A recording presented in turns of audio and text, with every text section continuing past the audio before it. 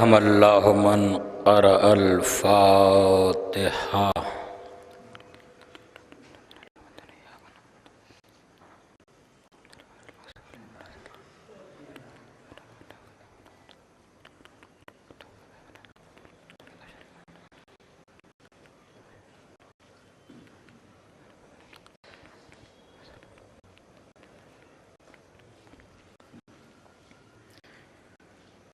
ماشاء اللہ لا حول ولا قوة الا باللہ العلی العظیم۔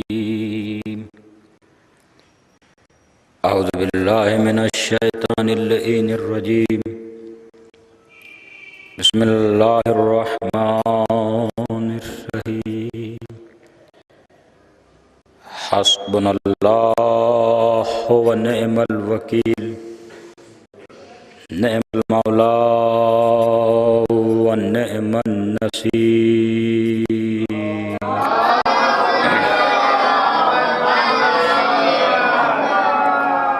بسم اللہ الرحمن الرحیم۔ الحمد للہ الذی لا يبلغ مدحته القائلون ولا يحصي نعماه العدون ولا يؤدي حقه المجتهدون، الذي لا يدرك بعد الهمم ولا ينال غوث الفتن، الذي ليس لصفته حد محدود ولا نعت موجود ولا وقت المعدود ولا أجل ممدود، فطر الخلائق بقدرته ونشر الرياح برحمته واتداء بالصخور ميدان أرضه، الصلاة والسلام وتحية والإكرام، أسر الله ما في الوجود، سر الله في كل موجود، نقطة دائرة الوجود، صاحب لواء الحمد والمقام المحمود، مولانا ومولى الكونين، جد الحسن والحسين، أبي القاسم محمد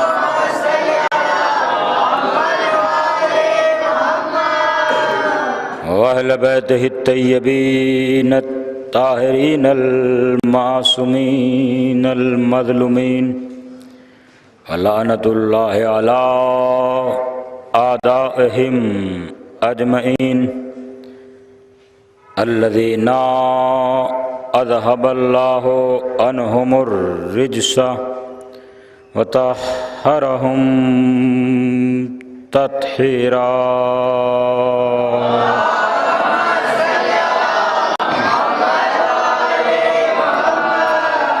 أما بعد فقد قال سبحانه تعالى في محكم كتابه المبين،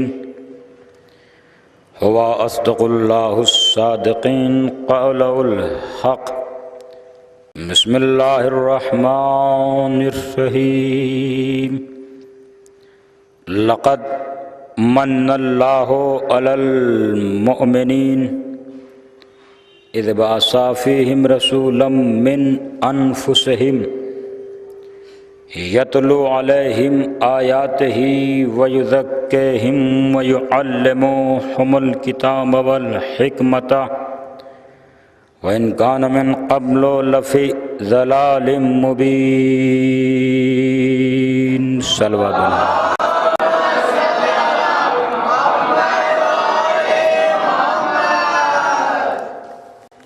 سامعین کرام، عزاداران سید الشہداء مسجد باغ زہرا کہ عشر اول کی تیسری مجلس اب حضرات سماعت فرما رہے ہیں، جس میں عنوان گفتگو یہ انتخاب کیا گیا کہ خاندان رسالت کے ذیل میں 9 روز تک مسلسل گفتگو کی جائے گی، جس کا مقصد و ماحصل یہی ہے کہ ان خاندان رسالت کے افراد کا تعارف کرایا جائے عظمتیں جن کا طواف کر رہی ہے، جن کی تاریخ کو تاریخ داؤں نے اس طرح بگاڑ کے زمانے والوں کے سامنے پیش کیا۔ اکثریت نے یہ کہا کہ ان میں کوئی مسلمان نہیں تھا اور وہ سب نعوذ باللہ کافر تھے۔ اور میں نے جیسا کہ کل آپ کی خدمت میں عرض کیا تھا کہ اس بات کو اتنی شدت کے ساتھ مورخین نے اپنی تاریخوں میں لکھا کہ کوئی کتاب ایسی نہیں لکھی گئی کہ جس کو لکھا گیا ہو مگر خاندان رسول کو کافر نہ کہا گیا ہو، اور لوگوں نے بغیر کسی تحقیق کے، بغیر کوئی جستجو کیے ہوئے، بغیر کوئی مزید معلومات کیے ہوئے اس بات کو تسلیم کر لیا کہ بھئی یقیناً رسول اللہ کے خاندانی بزرگ تمام لوگوں کے ساتھ اسی طرح کافر تھے جس طرح پیغمبر کے آنے سے پہلے دوسرے لوگ کافر تھے۔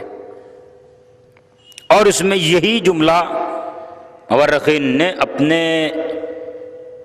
بیان کو ثابت کرنے کے لیے کہا کہ مکے میں کوئی مسلمان تھا ہی نہیں، سبھی کافر تھے، اس لیے وہ بھی کافر تھے۔ قابل غور بات یہ ہے عزیزان گرامی، اور الحمدللہ اس بات کو سمجھانے کے لیے کوئی زیادہ دور جانے کی ضرورت نہیں ہے۔ تاریخ ہندوستان اگر دیکھی جائے تو خود یہ بات سمجھ میں آ جائے گی کہ حق کیا ہے باطل کیا ہے، زیادہ دور جانے کی ضرورت نہیں ہے۔ یہ ہندوستان کافروں کا ملک ہے، لیکن کیا صرف کافر ہی رہتے ہیں ہندوستان میں، مسلمان نہیں ہی ہیں؟ نہیں صاحب، اکثریت کافروں کی ہے اور مسلمان بھی اقلیت میں موجود ہیں، لیکن یہ نہیں کہا جا سکتا کہ صرف کافر ہی رہتے ہیں کیونکہ کافروں کا دیش ہے ہندوستان، یہ بات نہیں کہی جا سکتی۔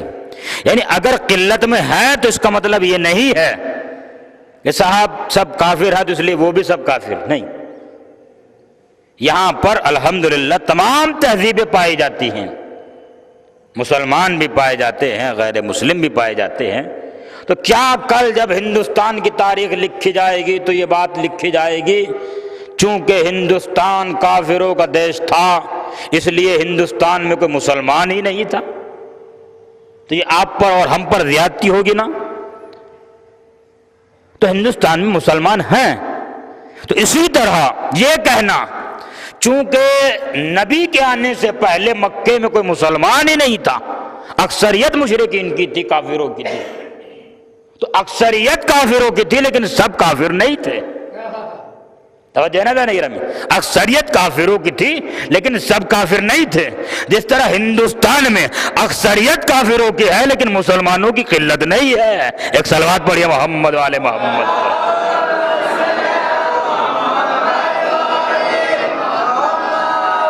اسی طرح عزیزان گرامی کہ صاحب اکثریت کیونکہ مکے میں سبھی کافر تھے تو سبھی کافر تھے؟ نہیں، کافر تھے لیکن سب کافر نہیں تھے۔ ان کافروں ہی میں کچھ ایسے بھی مسلمان تھے جو ملت حضرت ابراہیم خلیل اللہ پر عمل کر رہے تھے، ملت حضرت ابراہیم خلیل اللہ کو اپنائے ہوئے تھے اور وہ اسی پر عمل